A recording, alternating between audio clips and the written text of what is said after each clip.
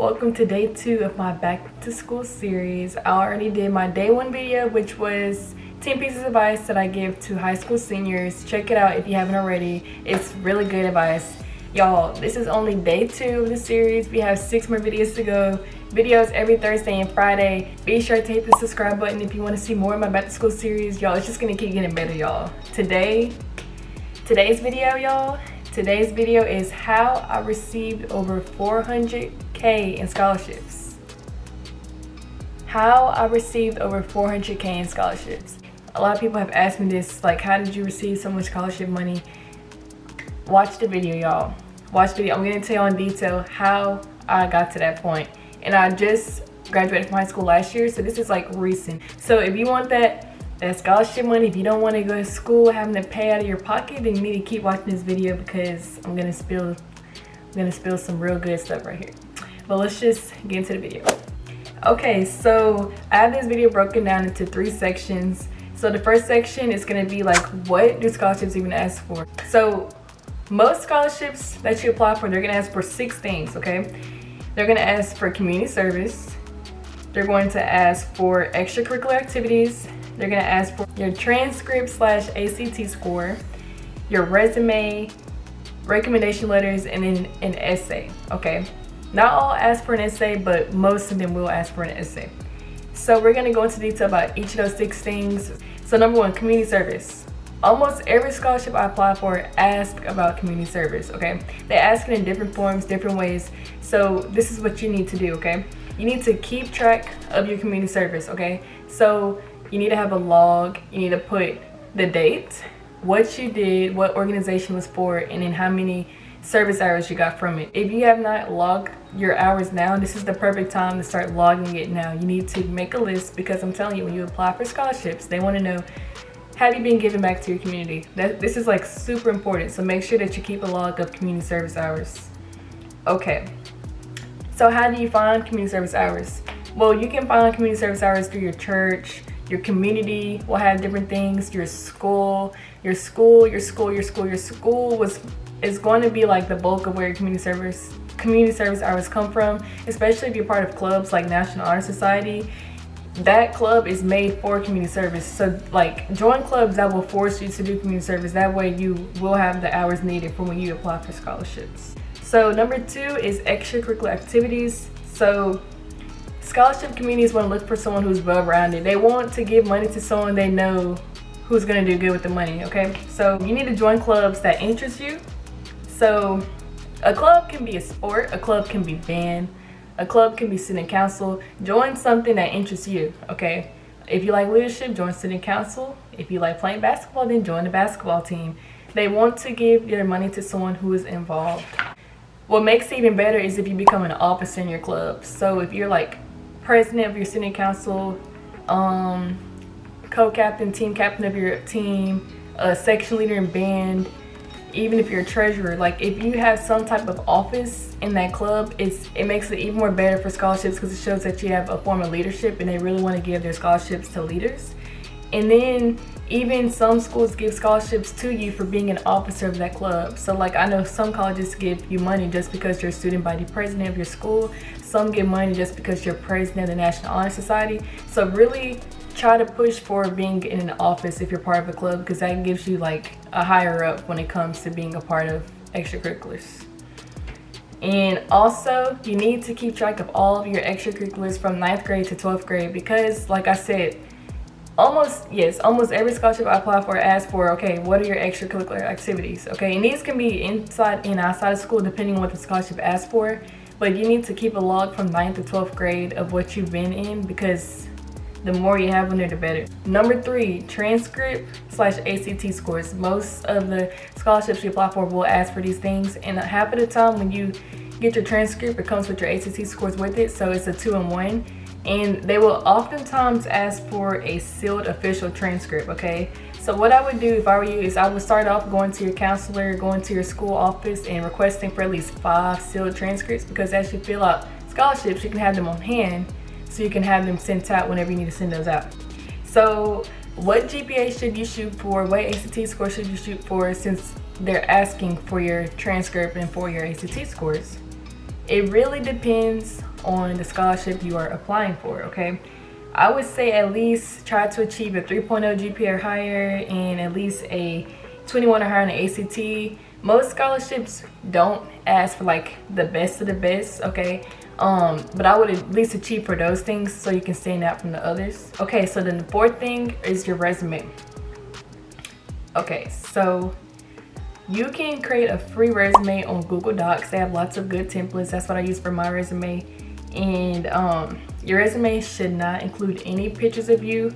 Your resume should not include too many fonts and too many colors. Simplicity is really the best when it comes to your resume. But I will put a link below of an outline. But you should also like keep resumes in your book bag, like on hand. So like if your counselor hits you up and it's like, hey, I think this is perfect for you, do you have your resume? You can just hand it to them because it's convenient and it's easier that way. Also, I would keep like a download of your resume too, so you can have it ready to upload when you apply for online scholarships.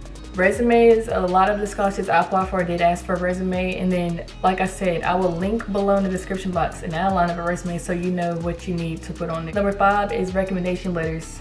So most scholarships will ask for at least 1 to 3 recommendation letters, but for you to even have one, you're gonna have to build connections with your teachers, with your counselors, with members of your community, because you can't write your recommendation letter, your parents can't, your family can't. You have to have an outside person be able to write it for you.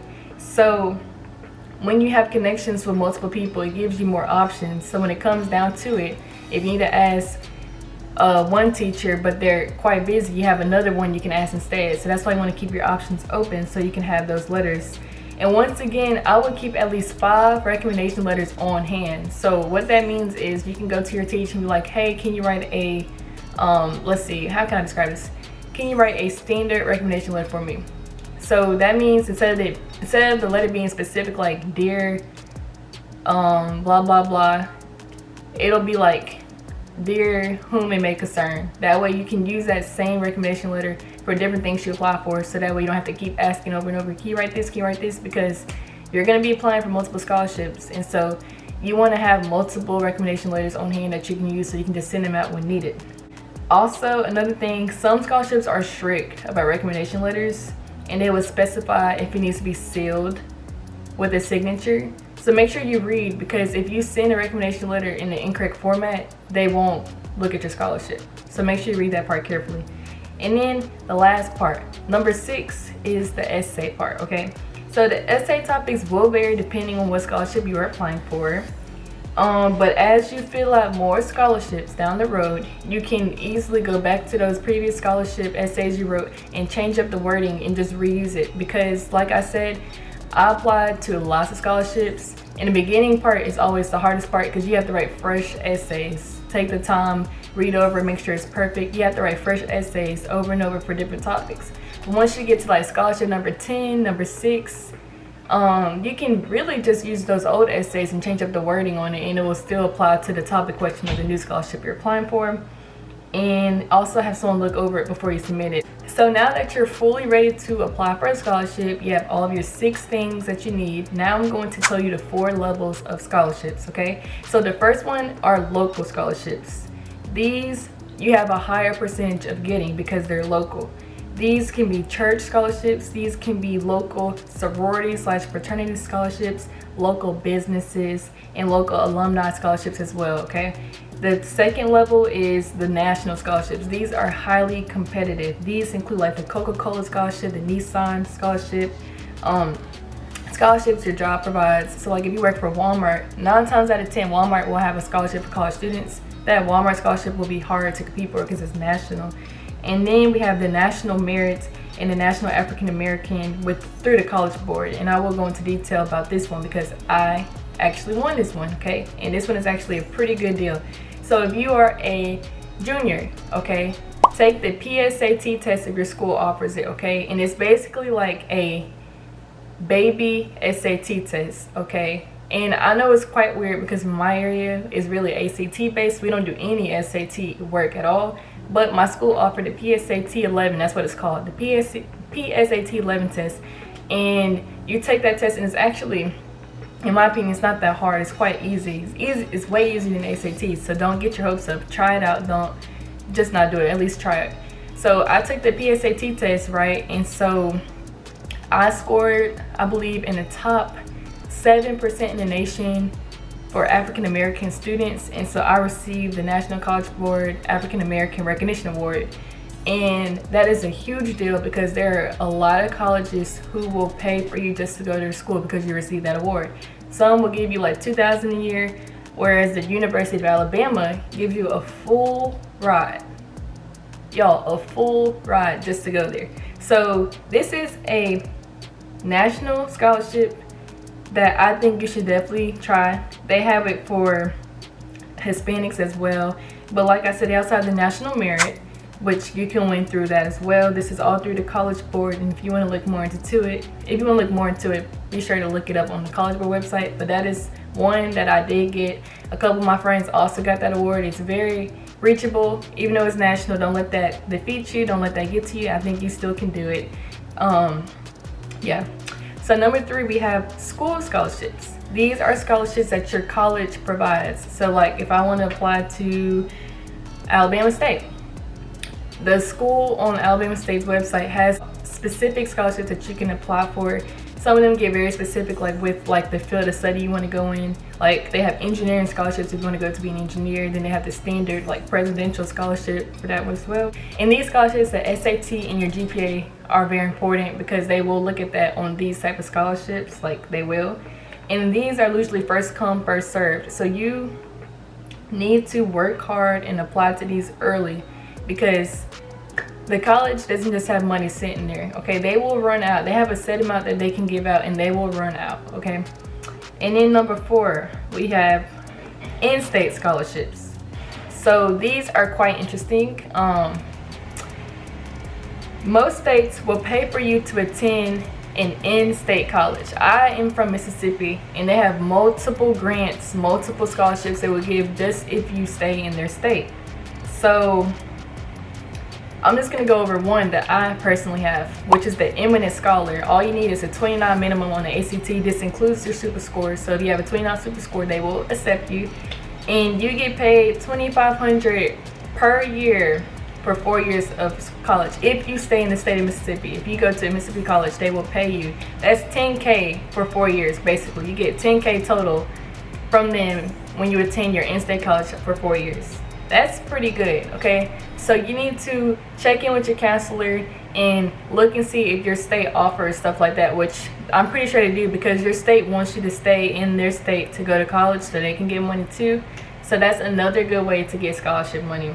All right, and so this is the part that we've all been waiting for.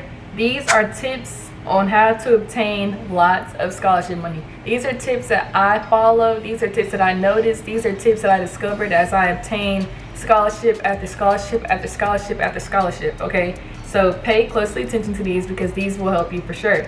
So number 1, apply to as many scholarships as possible. This is going to drain you because it drained me, okay? I always say I applied for at least 20 to 25 scholarships, if not more. Like I applied to as much as I could because y'all, this is really like how you're gonna pay for school. Like you want to get money to pay for school. You do not want to go to school paying. You want to be paid to go to school. So apply to as many as possible, and take breaks as needed because you will get burnt out. Like I said, take breaks as needed.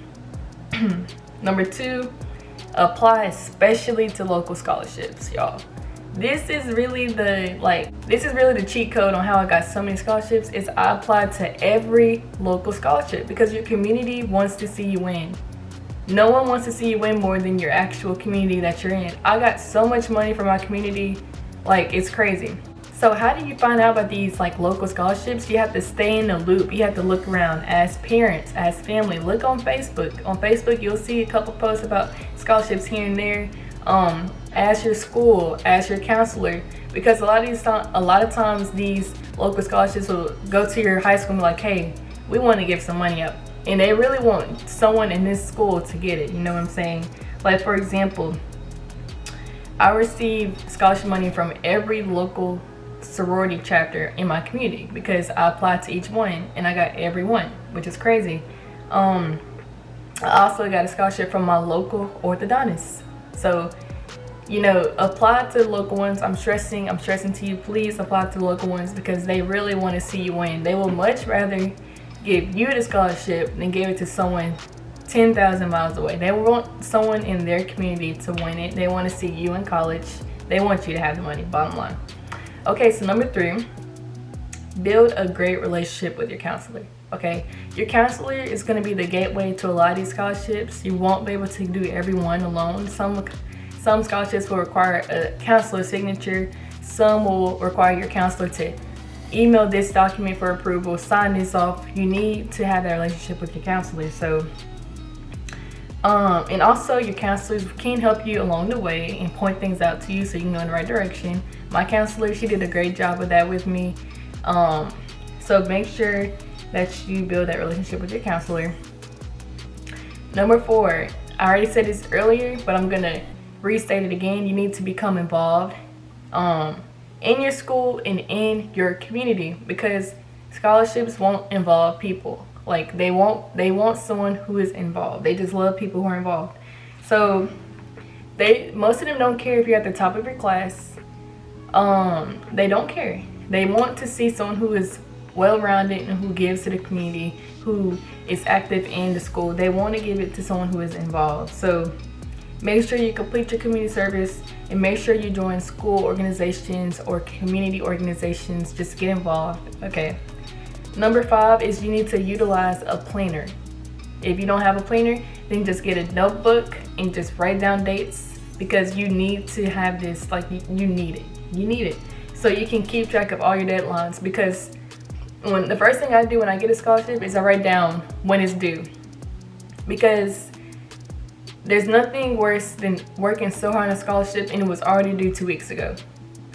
Right. So you need to have a planner, have a notebook, so you can write down every deadline that you have, because some scholarships require to be mailed out. And what I like to do is I like to have it mailed at least a week and a half before, so it's guaranteed to get there, like even if there's a delay or anything going on. So make sure you write down those deadlines, and as you apply to scholarships, write them down. Like, okay, I applied to the orthodontic scholarship. Okay, I applied to this scholarship. Write down a list and keep track of it, so that way when you look back and I'm like, oh, I never heard back from them, let me give them a call. So you know, okay, you have your list, you know what you apply for. You need to keep a list of your scholarships so you don't lose track. And then number 6 is you need to apply to your school scholarships early. I said this early in the video, but I'm gonna restate it again because this is also important.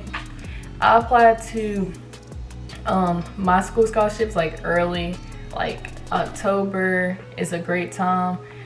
November, December. If you're doing it past December, it's really pushing it. Okay, it's really pushing it. Try to do it now to December at least, like to before December at least.